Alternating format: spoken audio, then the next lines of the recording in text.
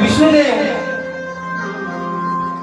आणि भोलेनाथ हे स्वर्गामध्ये आहेत.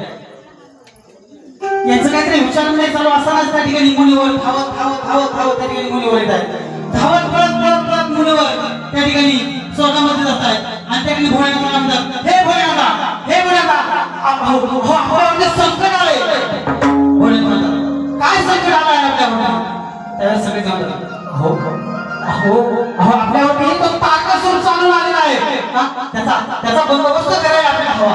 चला चला आपण काहीतरी उपाय केला पाहिजे. त्यावेळेस ब्रह्मदेव म्हणतात, ब्रह्मदेव पुढे येतात आणि सांगतात, आपण त्या ठिकाणी कार्तिक स्वामीकडे जाऊया. त्या ताकासुराचा वध कार्तिक स्वामीची चित्र आहे म्हणून आपण सगळ्यांनी कार्तिक स्वामीकडे जाऊया. सगळेजण कार्तिक स्वामीकडे जात आहेत.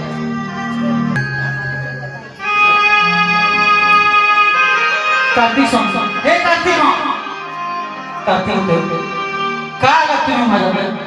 सगळे म्हणतात, हो आपल्यावरती त्या ठिकाणी संकट आलेला आहे.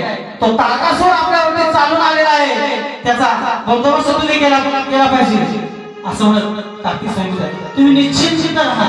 तुम्ही चला त्या तारकासुराचं काय करायचंय ते मी पाहतो. आणि इकडे तारकासूर त्या स्वर्गामध्ये हैदोसला त्या ठिकाणी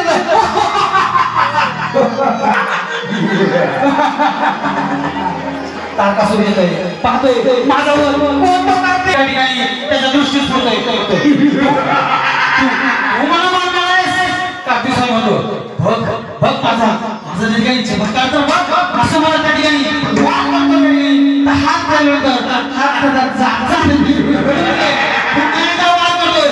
खाली पाडलेला लाथ मारलेली त्याच्यावरती.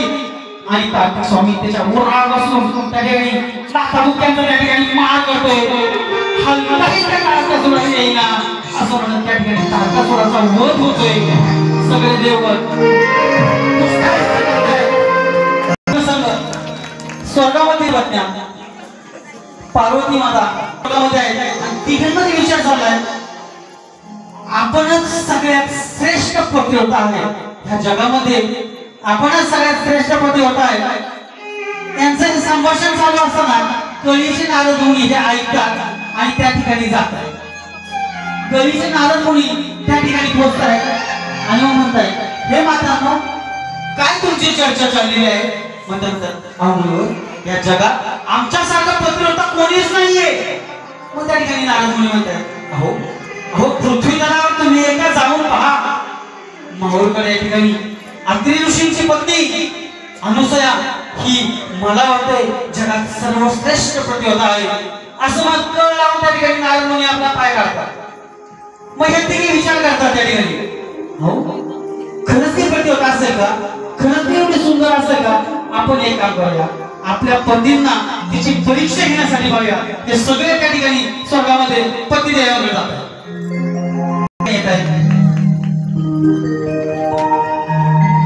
आणि त्या ठिकाणी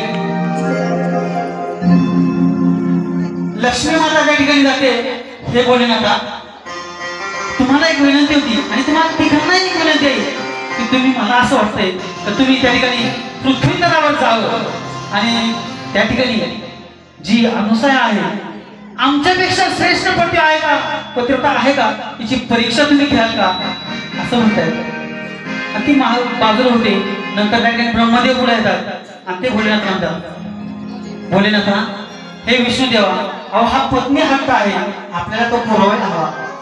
आणि खरंच ती सुंदर स्त्री आहे, सुंदर ती पतिव्रता पण आहे आणि खरंच आपल्याला त्या ठिकाणी त्याची परीक्षा घ्यायला जायला हवं. म्हणून तिघेही त्या ठिकाणी पृथ्वी तलावरती माहूरगड त्या ठिकाणी पोहोचतायत. माहूरगडावरती अनुसया आणि तिचे पती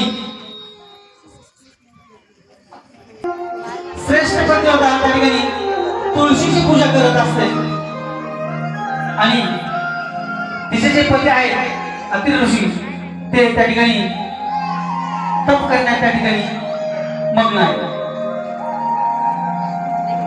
अनुसया पूजा करते, एक प्रदर्शन तुळशीला मारते आणि इतक्यात हे देव ब्राह्मण रूप घेऊन त्या ठिकाणी येत आहेत, पुढे येत आहेत. हे माते आम्ही काशीला निघालेलो आहे, आम्ही ब्राह्मण आहोत आणि अत्रि ऋषींचं आणि अनुसूया मातेचं नाव ऐकून आम्ही या माहूरगडला तुमच्या आश्रमात त्या ठिकाणी आलेलो आहे। एक दिवस आम्हाला विश्रांती मिळावी, मग त्या ठिकाणी अनुसूया म्हणते काय सेवा करू तुमची? मग त्या ठिकाणी भोलेनाथ म्हणतात आमच्याकडे काही शिदा आहे, हा शिदा तुम्ही आम्हाला शिजवून त्या ठिकाणी आम्हाला भोजन द्या। मग ते ठीक आहे। त्या ठिकाणी तो शिदा पाहते, त्या शिद्यामध्ये आतमध्ये झोळीमध्ये दगड आणि पाला पाचोळा असतो। आता अनुसायला त्या ठिकाणी वाटतंय हे कसं काय शिजवायचं, कसं काय हे शिजवून मी त्यांना द्यायचंय। त्याच्यानंतर ब्रह्मदेव म्हणतात आणखी एक अट्टा आमची आहे की हे जेवण वाढताना विवस्त्र होऊन आम्हाला त्या ठिकाणी जेवण वाढायचं। मोठा प्रसंग त्या ठिकाणी अनुसूयाला पडतो। मग ती त्या ठिकाणी चोर पावलांनी काय म्हणणार आपल्या पतीकडे जाते, पतीकडे जाते म्हणते स्वामी अहो स्वामी, अहो स्वामी उठा, मोठा प्रसंग माझ्यावर आलेला आहे। काय प्रसंग आहे? अहो आपल्याकडे 3 ब्राह्मण आलेले आहेत आणि जेवण मागतात। त्यांना आकृष म्हणतात अहो आज पण आपल्याकडे विमुख कोण केलंय का, पण ते जेवण त्यांना त्याचा अहो तसं नाहीये, पण त्यांना मी विवस्त्र होऊन जेवण वाढव अशी त्यांची अट आहे। मग आकृषी अंतर्ज्ञानाने म्हणतात असू द्या, हे म्हणजे सगळे देव आहेत, कोण आलेले आहे हे मला माहिती, तू काळजी करू नको, हा कमंडल घेऊन जा आणि ह्या कमंडलमधलं पाणी त्यांच्या अंगावरती शिंपड, बघू पुढचं काय होतं ते असं म्हणून आकृषी निघून जात आहेत। हे पाणी त्यावर शिंपडते, काय होते जेवढे देव बनवते ते सगळे गुप्त होतात आणि त्यांच्या अंगी 3 बालकं त्या ठिकाणी जन्माला येतात। कोण करतंय कोण काय करतंय खेळतंय काय कळत नाही। नंतर ह्या पत्त्या खाली येत आहेत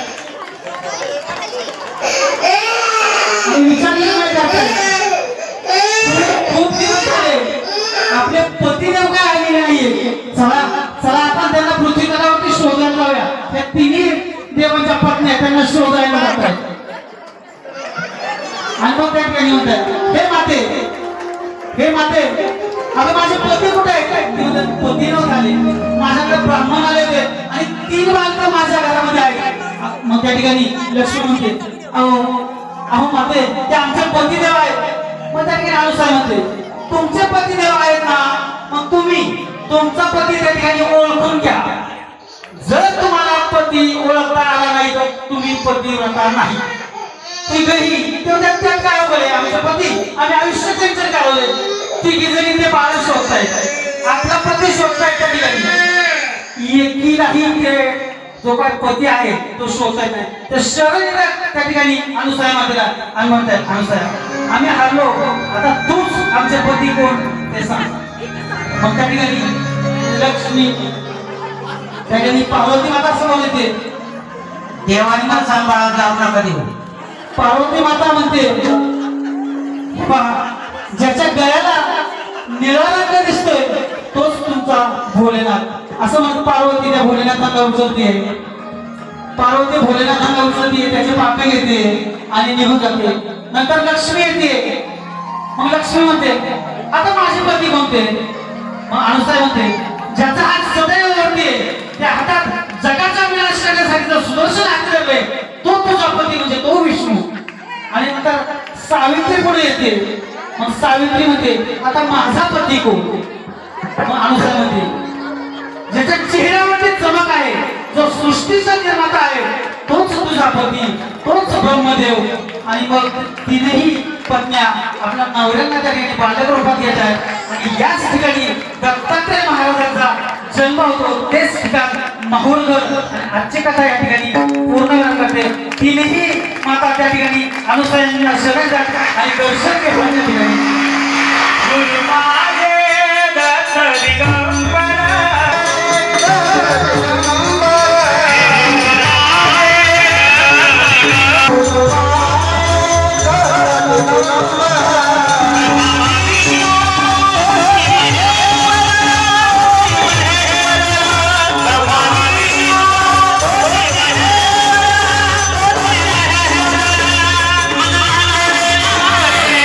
चालू घडामोडींचे अपडेट्स जाणून घेण्यासाठी आपल्या डिजिटल न्यूज चॅनलला नक्कीच सबस्क्राईब करा, लाईक करा, शेअर करा आणि कमेंट देखील करा। आणि हो, बेल आयकॉनवर प्रेस करून नोटिफिकेशन्स अवश्य